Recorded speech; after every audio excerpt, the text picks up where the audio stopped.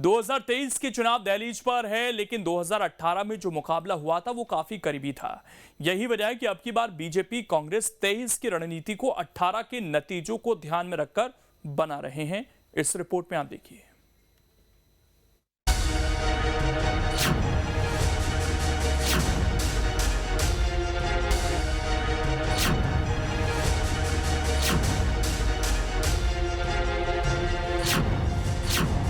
तो 2018 में बीजेपी को मिली थी बड़ी जीत।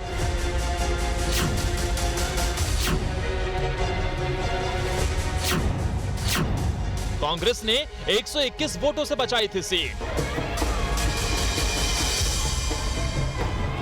जी हां, मध्य प्रदेश में 2018 में हुए विधानसभा चुनाव में कांग्रेस बीजेपी के बीच कांटे का मुकाबला हुआ था।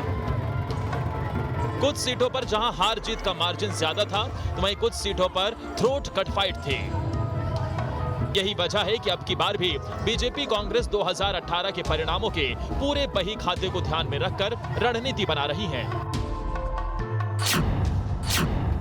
47 सीटों पर कांग्रेस बीजेपी में मुकाबला बराबरी का था। यहां हार जीत का अंतर 121 से 5000 वोटों का था। सबसे बड़ी जीत बीजेपी, सबसे छोटी जीत कांग्रेस के खाते में थी। सबसे कम वोटों से जीतने वालों में बीजेपी के 27 विधायक थे। सबसे कम वोटों से जीतने वालों में कांग्रेस के 20 विधायक थे। इनमें 12 से ज्यादा सीटों पर जीत का अंतर 3000 से भी कम वोटों का था। इस बार बीजेपी ने सबसे कम अंतर की हार जीत वाली 12 सीटें घोषित कर दी हैं। तो पिछली बार की टफ सीटों को ध्यान में रखकर इस बार प्लान बनाए जा रहे हैं। हालांकि कुछ सीटें ऐसी भी हैं जहां कांग्रेस और बीजेपी दोनों के लिए एक दूसरे के गढ़ में सेंध लगाना आसान नहीं होगा। जानकारी के मुताबिक बीजेपी कांग्रेस को 22 सीटों पर एक दूसरे के किले को भेदना मुश्किल होगा। इन सीटों पर जीत हार का अंतर 2018 में 35,000 से ज्यादा वोटों का था। इनमें से 11 सीटों पर कांग्रेस प्रत्याशियों की जीत 35,000 वोटों से हुई थी। 9 सीटों पर बीजेपी को और एक सीट पर एसपी बीएसपी को लीड मिली थी। देखिए, वैसे तो हमेशा ही एक दूसरे के दल जो जहाँ लंबे समय तक हारते रहे हैं या लंबे मार्जिन से हारते रहे हैं, वहाँ के लिए प्लानिंग करते रहते हैं, है ना। और ये भी है, इस बार कांग्रेस और बीजेपी दोनों ने उन सीटों की प्लानिंग की है जिन सीटों पर वे या तो लगातार हारते रहे हैं, 2 चुनाव, 3 चुनाव, 5 चुनाव। जैसे कि भारतीय जनता पार्टी ने पहले उन सीटों के चुनाव कैंडिडेट डिक्लेयर किए जहां वो लगातार 5 बार से हार रहे हैं, है ना। फिर उन्होंने उन सीटों के चुनाव डिक्लेयर किए दूसरी सूची में जो 2 और 3 बार से हार रहे हैं। अभी भी 2 बार के हारने वालों की सूची आ चुकी है और अब 1 बार हार चुके लोगों की सूची आएगी जो सिर्फ पिछली बार वो सीटें हारी है। तो उनकी रणनीति रहती है, लेकिन कभी कभी ऐसी परिस्थितियां बनती हैं। बात जब सीटों के गणित की हो रही है, तो आपको 2018 की उन सीटों के बारे में बताते हैं जहां हार जीत का अंतर सबसे ज्यादा था। एमपी की ऐसी टॉप 5 सीटों की बात करें, इंदौर 2 से बीजेपी के रमेश मेंदोला ने 71,011 वोटों के अंतर से जीत दर्ज की थी। वहीं कुक्षी से कांग्रेस पार्टी के सुरेंद्र सिंह हनी 62,930 वोटों के अंतर से जीते थे। चित्रंगी से बीजेपी के अमर सिंह ने 59,248 वोटों के अंतर से जीत हासिल की थी। बुधनी से मुख्यमंत्री शिवराज सिंह चौहान 58,999 वोटों के अंतर से जीते थे। उधर डबरा में उस वक्त कांग्रेस पार्टी से इमरती देवी ने 57,446 वोटों के अंतर से जीत दर्ज की थी। तो शिवराज सिंह चौहान, इमरती देवी और रमेश मेंदोला जैसे नेताओं ने 2018 में अपनी सीट पर रिकॉर्ड मतों से जीत दर्ज की थी। इसी तरह अगर सबसे कम अंतर से हार जीत वाली सीटों की बात करें, तो ग्वालियर दक्षिण से कांग्रेस पार्टी के प्रवीण पाठक को सिर्फ 121 वोटों के मार्जिन से ही जीत हासिल हुई थी। सुबासरा से कांग्रेस पार्टी के हरदीप सिंह डंग 350 वोटों के मार्जिन से ही जीत हासिल कर पाए थे। जावरा से बीजेपी के राजेंद्र पांडे को सिर्फ 511 वोटों के अंतर से जीत मिले थे।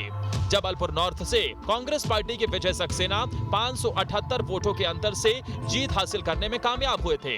तो बीना से बीजेपी के महेश राय 632 वोटों के अंतर से जीते थे। तो कई ऐसी सीटें रही हैं जहां हार जीत का मार्जिन इतना कम है कि एक वोट भी अगर इधर से उधर हुआ तो पासा पलट सकता है। किस कार्यकर्ता को कब, कहां और कैसी जिम्मेदारी देना है, कई बड़े कार्यकर्ता को छोटी जिम्मेदारी दी जा सकती है और हमारे बड़े कार्यकर्ता भी उस जिम्मेदारी को स्वीकार करते हैं। क्रिटिकल सीटों पर उतार दिए। आप क्रिटिकल सीटों की बात करते हैं, भारतीय जनता पार्टी किसी को क्रिटिकल नहीं मानती। न कांग्रेस हमारे लिए कभी चुनौती थी, न आज है, न भविष्य में रहेगी। भारतीय जनता पार्टी पूरी ताकत के साथ चुनाव लड़ेगी और हमारे कार्यकर्ताओं में बहुत ताकत है, विश्वास है और आने वाले 2023 के चुनाव में हम पूर्ण बहुमत की सरकार मध्य प्रदेश में बनाएंगे, ये हमारा पूर्ण विश्वास है। देखो, इस बार मध्य प्रदेश की जनता ने मन बना चुकी है पूरी तरह से, वो कांग्रेस के साथ है। और शिवराज जी के जो घोटाले हैं, जो 18 साल का उनका कार्यकाल रहा, जिसकी झूठी घोषणाएं करी, आम आदमी रोजगार से लेके 2 वक्त की रोटी तक के लिए परेशान है। तो अब जनता ने पूरी तरह मन बना लिया है कि इस बार कमलनाथ सरकार, और हम जगह जगह जनसंपर्क कर रहे हैं। भारतीय जनता पार्टी की शिवराज सरकार के घोटालों की लिस्ट जनता को सौंप रहे हैं और कमलनाथ जी के वचन पत्र हैं, जो उनके 11 वचन पत्र, उनको लेकर जनता के बीच में जा रहे हैं। 1500 रुपये प्रतिमाह महिला सम्मान के लिए मिलेंगे और 500 रुपये में गैस सिलेंडर मिलेगा, 100 यूनिट बिजली फ्री मिलेगी। ऐसे जो 11 वचन पत्र हैं उनको लेकर और शिवराज सरकार के घोटालों को लेकर जनता का उत्साह है। मध्य प्रदेश में बम्पर बहुमत आएगा, 150 से अधिक सीटें कांग्रेस की आएंगी। 2018 में मध्य प्रदेश में कांग्रेस को 114 और बीजेपी को 109 सीटें मिली थी। मतलब दोनों दलों के बीच महज 5 सीटों का अंतर था। जबकि बीजेपी के कुछ प्रत्याशी ऐसे थे जो 500 से कम वोटों से हारे थे। ऐसे में समझा जा सकता है कि 2018 का गणित 2023 में कांग्रेस बीजेपी के गेम प्लान के लिए कितना अहम रहने वाला है। कई बार ये भी होता है कि जिस सीट पर उम्मीदवार ज़्यादा वोट हासिल करके चुनाव जीत चुका होता है, अगली बार वही हार जाता है।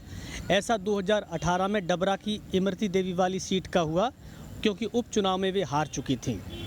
हालांकि भारतीय जनता पार्टी ने इस बार 12 ऐसी सीटों पर अपने कैंडिडेट्स पहले ही घोषित कर दिए, जिनसे पार्टी को जीत की उम्मीद है। लेकिन कांग्रेस भी अपने होमवर्क में बराबर जुटी हुई है। यही वजह है कि कांग्रेस अभी तक अपने एक भी प्रत्याशी का नाम घोषित नहीं कर पाई, क्योंकि कांग्रेस भी कहीं न कहीं अपने जिताऊ उम्मीदवार की तलाश कर रही है। Vinod Sharma, news state.